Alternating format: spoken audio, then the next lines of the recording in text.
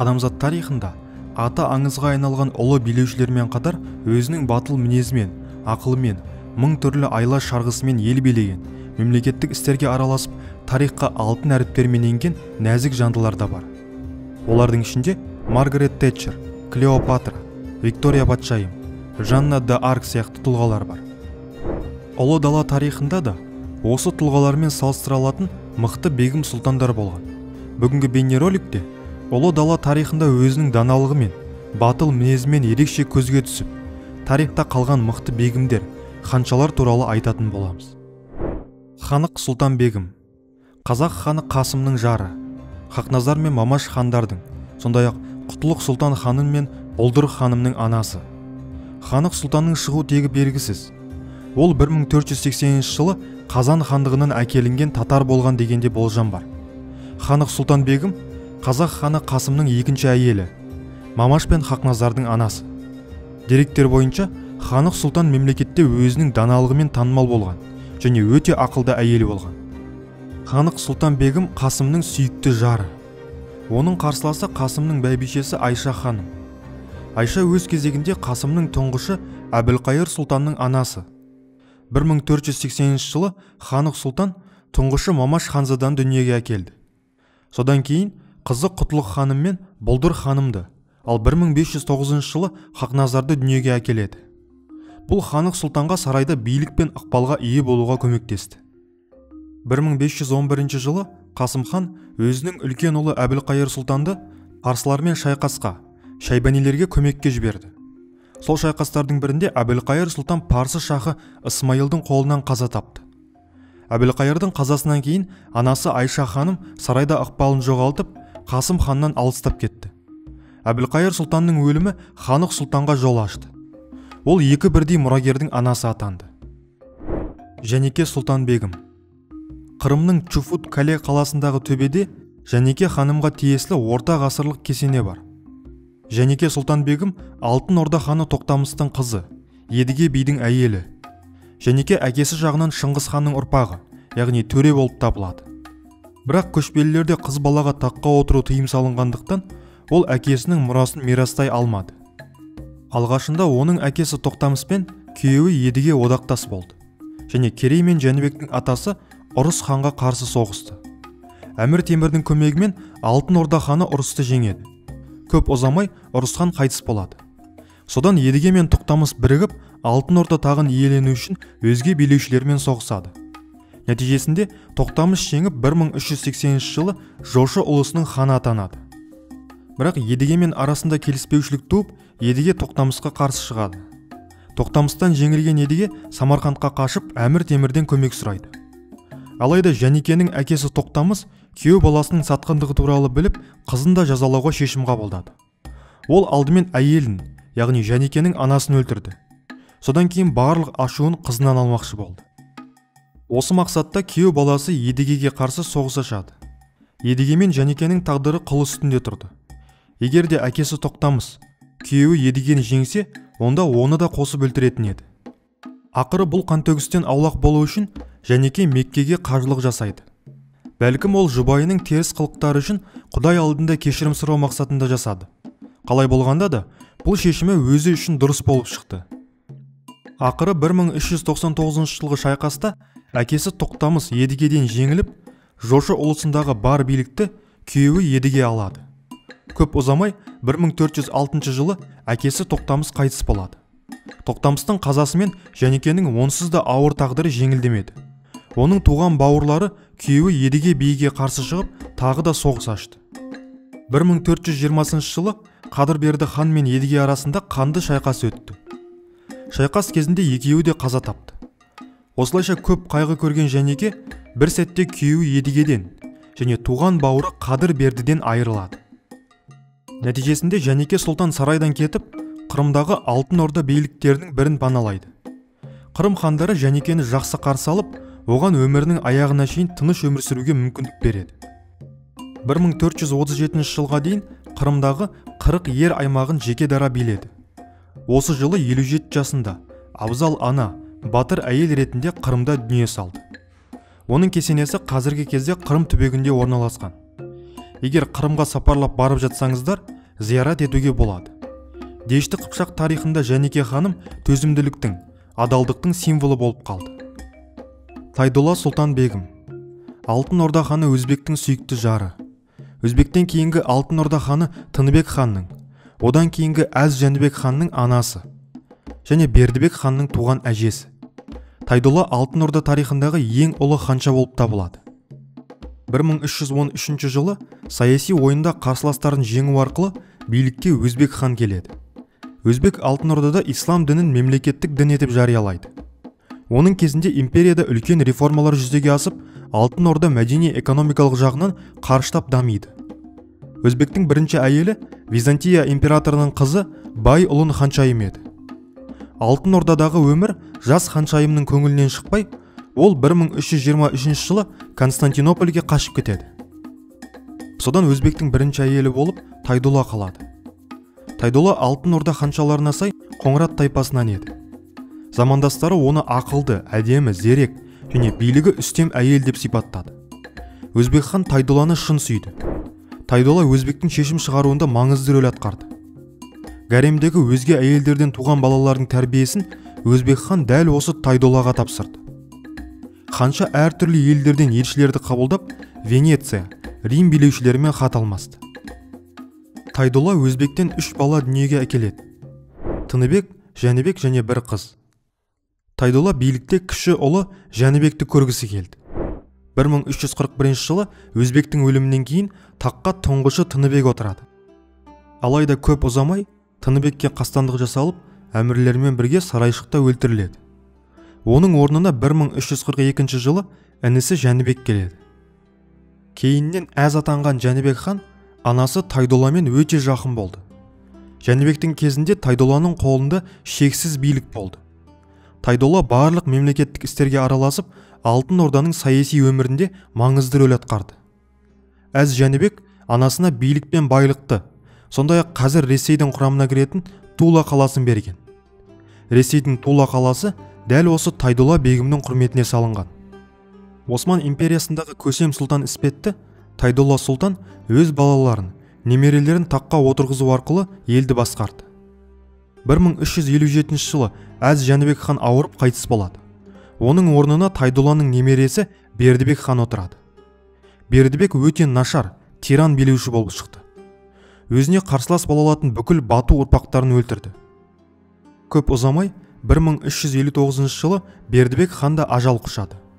Оның өлімімен таққа заңды түрде отыра алатын бату ұрпағы қалмады. Содан империяда 20 жылға созылған азамат соғысы басталды. Араға 1-2 жыл салып, Тайдолла бегім де дүниеден озды. Сақ патшайымы Зарина. Тарихта қалған сақ әйелдерінің тағы біреуі Зарина патшайым. Тұмардан кейін өмір сүрген әйел. Кейбір деректерде есімі Сара деп көрсетілген. Біздің заманымыздан бұрынғы 4 ғасырдың аяғы мен 5 ғасырдың басында ел билеген. Зарина да патша әулетінен шыққан. Алайда қай әулеттен шыққаны белгісіз. Қай сақ тайпасының билеушісі екені де анық емес. Бірақ қазіргі Сығанақ қаласы маңында орналасқан көне қалалардың бірінде билеуші болған. Заринаның ел билеген кезінде сақ мемлекеті Ассирия, Парсы елдерімен жылы қарым-қатынаста болған. Сол кезде сақ даласына көз тігіп отырған Парсы патшаларын тізе бүктірген. Ал Мидия елінің ханзадасы Стриангиямен достық қатынас орнатқан. Бұл оқиға жайлы Тұрсын Жұртбайдың Дулыға атты еңбегінде былай делінген. Зарина аң аулап жүріп, жаудың қоршауына түсіп қалады. Қоршауды бұзып шығып қашқанымен санға тиген оқ ұзаққа шыдатпайды. Жау деп отырғанымыз Парсы ханзадасы Стриангия бастаған жасақ болады. Жалғызға жабылу дәстүрде жоқ. Салт аттының соңынан әскерін тоқтатып, жалғыз өзі қуған Стриангия Заринаны қуып жетіп шайқаса бастайды.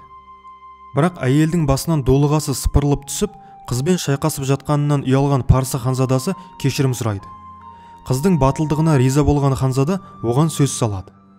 Бірақ тұрмыс құрған әйел екенін айтқан Зарина ұсыныстан бас тартады.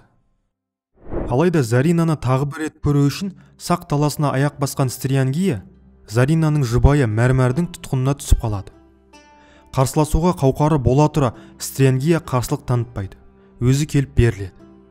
Әрине, бұған Зарина қатты қапаланады. Ақыры күйеуінен ханзаданы босатуын өтінеді. оған көнбей күйеуі Стриангияны өлтіруге ұмтылады. Амалсыз Зарина екі жақты тоқтату үшін оққағарларын жұмсайды. Осы айқаста мәрмәр ауыр жарақат алып қаза табады. Мидиялық ханзада бостандық алады. Бұған қатты толқыған Стриангия, екеуміз де еліміздің амандығы үшін үлкен құрбандыққа бардық. Адал сезіміміздің белгісі ретінде патшалығымызды біріктірейік, қосылайық деп ұсыныс тастайды. Алайда сезімін ақылға жеңдірген Зарина, мен сені ғана ұнатамын, бірақ әйелің бола алмаймын. Екеуміз қосылсақ, сен хан боласың, мен ханым боламын. Есесіне елім де саған бағынышты болады. Мен бақытты болғанымен, елім тәуелсіздігінен айырылып, бақытсыз болады. Мен үшін елімнің еркіндігінен артық ештеңе жоқ, деп өз байламын айтады. Ханзада мұңға батып, өз еліне қайтады.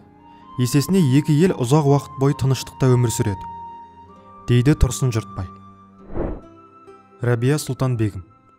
Рабия Сұлтан Әмір Темірдің туған шөбересі, атақты Ұлықбектің қызы һәм Дешті Қыпшақ ханы Әбілқайырдың сүйікті жары. Қазіргі кезде Рабия Сұлтанның кесенесі Қазақстанда, Түркістандағы Ахмет Яссауи кесенесінің жанында орналасқан. Кейбір мәліметтерде Рабияны Ұлықбек хакімнің қызы деп атаса, кей деректерде немересі деп жүр. Тарихи фактілер бірізді емес. Бастысы, Рабия Сұлтан Бегім Әмір Темірдің ұрпағы. Ілияс Есенберлин өзінің әйгілі Көшпенділер трилогиясында Рабия Сұлтан Бегімнің сұлулығын былай деп суреттейді. Үстеріндегі сауыттары, асынған қару-жарақтары күнмен шағылысқан осынау топтың ішінен 3-4 әйел көзге түседі. Әсіресе, ортада келе жатқан, бүкіл Дешті Қыпшақ жеріне әйгілі, Ортеке деп ат қойылған Күлсары сәйгүлік мінген жас әйел таңғажайып салтанатымен анадайдан ақ көздің жауын алады. Астындағы сәйгүлік жүйрігінің ат әбзелі, жүген құйысқаны, өмілдірегі, бәрі сары алтынмен апталған. Әйелдің үстінде алтын жіппен зерлеген сарғылт дүрия қысқа шапан, басында сүйір ұшты құндыз бөрік, шалбарының етегі де алтын оқамен дәріптелген. Кеудесіндегі гауһар таспен безелген алқасы көзді шағылыстырып, күн сәулесімен ойнайды. Алыстан ақ бұл әйел қалың көкпек арасындағы сарғалдақтай көзді тартады. Өзі де мейлінше сұлу, жаңа туған ай секілді жіңішке қасын сүрмелеп тастаған. Ұзын шаштарын 20-30 сала етіп, ұп-ұсақ етіп өрген. Бір өзінің түр келбеті бүкіл әлемге сән бергендей осынау салтанатты әйелді көрген адам, бұл жалғанда мұндай жан жаратылмас деп ойларлық. Бұл Әбілқайыр ханның 4-ші әйелі, атақты ғалым Самарқанд ханы Ұлықбек мырзаның қызы Рабия Сұлтан Бегім еді. Рабия сұлу Әбілқайырмен 16 жыл отасып, 2 баланы өмірге әкелді. Балалары Сүйініш пен Кішкене анасы қайтыс болған соң үлкен күмбез салдырады. Қожа Ахмет Яссауи ғимаратының оңтүстік шығысында соғылған күмбезді 1895 жылы Ресей әскерлері ескі, бір күні құлауы мүмкін деген сылтаумен қиратып тастаған. Рабия Сұлтан Бегім туралы деректерде оның білімді, білікті, ақылды әйел болғандығы жазады. Шайбанилер мен Әмір Темір ұрпақтары арасында да сыйлы, ерекше беделге ие болған. Әбілқайырдың 4-ші әйелі бола тұра, саяси қадамдарда ханға ақыл қосқан. Рабия Сұлтан Бегім туралы ресми деректер жоқтың қасы. Рабия ана жатқан кесенеге 1980 жылдары қайта жөндеу жұмыстары жүргізілген. 15 ғасырдың көзіндей болып тұрған қасиетті кесенеде анамыздың қабірі бар. Қожа Ахмет Яссауи кесенесіне барған адамдардың дені Рабия Сұлтан Бегімге де Құран бағыштамай өте алмайды. Жахан Бегім. Қазақ хандығының негізін құрғандардың бірі Жәнібектің жары.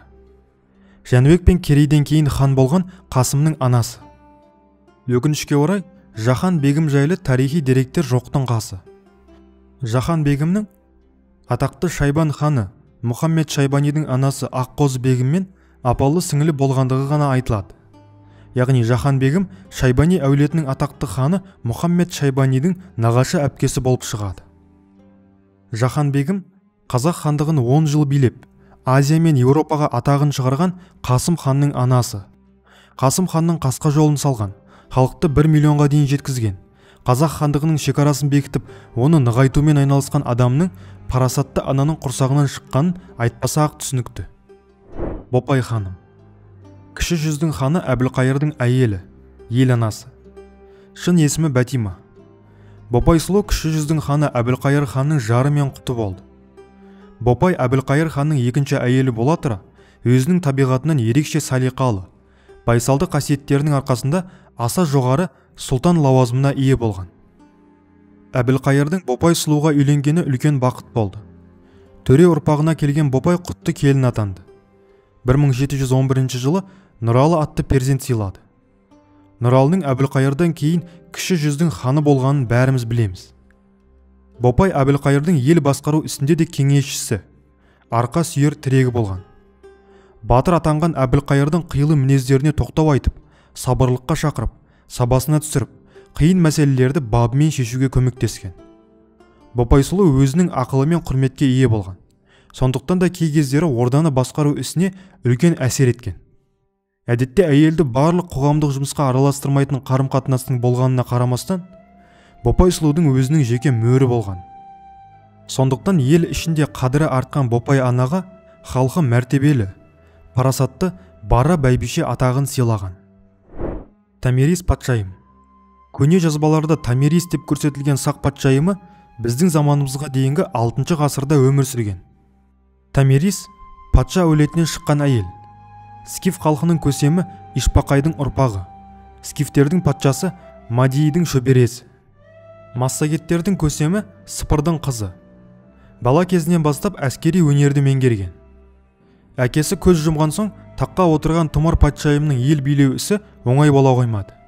Өйткені патшайымның билікке келу кезеңі Парсы патшасы Кирдің бүкіл Азияны жаулауға аттанған жорығына дәл келді. Сақ қоныстанған аумаққа әскер алып келген Кирдің алғашқы жорығында тұмар патшайымның жұбайы Рүстем мен ұлы Сыпыр қаза табады.